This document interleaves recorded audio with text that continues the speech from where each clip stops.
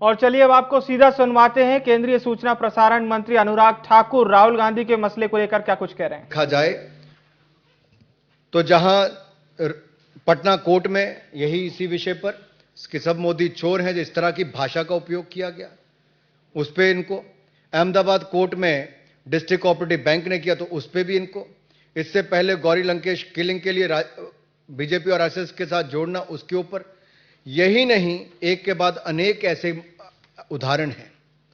So in the end you could say Rahul Gandhi ji is a habitual loose cannon and he thinks he can speak anything without ever facing the consequences.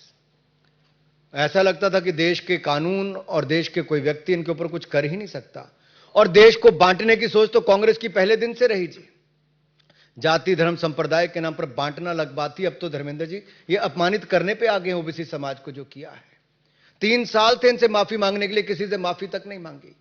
Modi ji के ऊपर एक बार नहीं बार बार अपशब्दों का उपयोग करना, अपमानित करना इनकी आदत बन गई।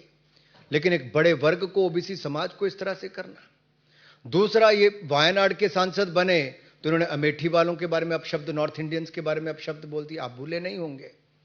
यही नहीं, जम्मू कश्मीर गए तो वहां पर जाकर भी वहां पर बांटने का काम किया कि लोकल को नौकरी मिले और सब जगह इस तरह की बातें करनी शुरू कर दी।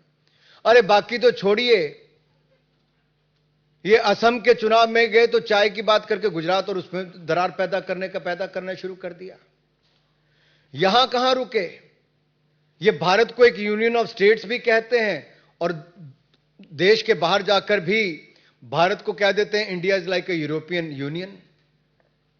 या तो इनको देश के फंडे क्लियर नहीं है, खुद ज्यादा के जानबूझ के ऐसे बयान देते कि मीडिया की सुर्खियों में बने रहें। और ये लगातार कश्मीर के बारे में जो कहना, जो 370-35 से नेहरू जी की देन थी, जो इनके कारण बेड़ा गर्क वहां पे हुआ था, लोगों की जानें गई, उससे बचाने का काम मोदी जी की सरकार ने किया। ये विदेश में जाकर उसके बारे में भी गलत बोलते हैं। ये अरुणाचल प्रदेश को भारत का हिस्सा नहीं मानते, इसके ऊपर कोई जवाब देने के लिए तैयार नहीं। भारत की वैक्सीन के बारे में गलत टिप्पणी करते हैं, उस पर विश्वास नहीं हो। जहां मोदी जी की सरकार, मोदी जी सबका साथ सबका विकास सबका विश्वास इस पर काम करते हैं, ये लोग समाज को बांटने का काम और विशेष तौर पर एक वर्ग को जो लगता है कि मोदी जी अगर उससे आते भी हैं उसको बार बार अपमानित करने का काम करते हैं। तो मैं तो इतना ही कहूंगा अंत में, अगर आपका कोई सवाल हो कि ये जो बहुत पहले से होना था ये अब होके रहा है और ये एक बार नहीं, राहुल गांधी जी ने बार बार ऐसे अपराध किए हैं। कुछ लोगों के सवाल नहीं। सुजीत ठाकुर जी। सर, मेरे 2 सवाल हैं। एक तो अनुराग ठाकुर जी से है। आपने कहा कि कांग्रेस पार्टी में जिस तरह के आपको क्या लगता है वहाँ कोई डिवीजन है राहुल गांधी के खिलाफ? धर्मेंद्र प्रधान जी, आपसे दूसरा सवाल बताते पूछ लेता हूँ कि लोकसभा मुक्त राहुल गांधी क्या भारतीय लोकतंत्र के लिए सुसंगत मानते हैं? देखिए, आज तो कोर्ट ने ही किया है, इसमें सरकार और मेरे पार्टी के कोई संबंध नहीं है। मैंने फिर कहा कि देश में प्रजातंत्र है, एक इंडिपेंडेंट जुडिशियरी है। जब आपको सुविधा होती है आप जुडिशियरी के साथ खड़े हो जाते हो, जब आपको असुविधा होती है आप जुडिशियरी को गाली देते हो, प्रजातंत्र को खतरे में डालते हो। इसमें प्रजातांत्रिक तरीके से कोर्ट ने अपने काम किया, लेकिन आप एक विषय रखा है।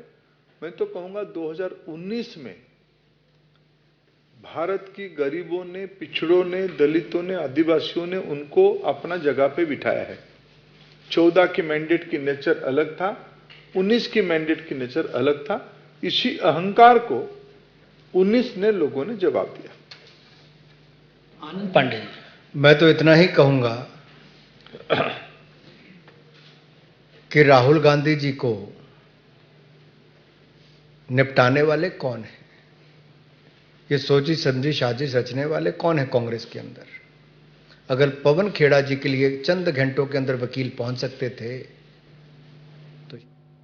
तो तो राहुल गांधी की सदस्यता रद्द होने पर एक पीसी को संबोधित कर रहे थे केंद्रीय सूचना प्रसारण मंत्री अनुराग ठाकुर। उनके साथ मौजूद थे केंद्रीय मंत्री धर्मेंद्र प्रधान।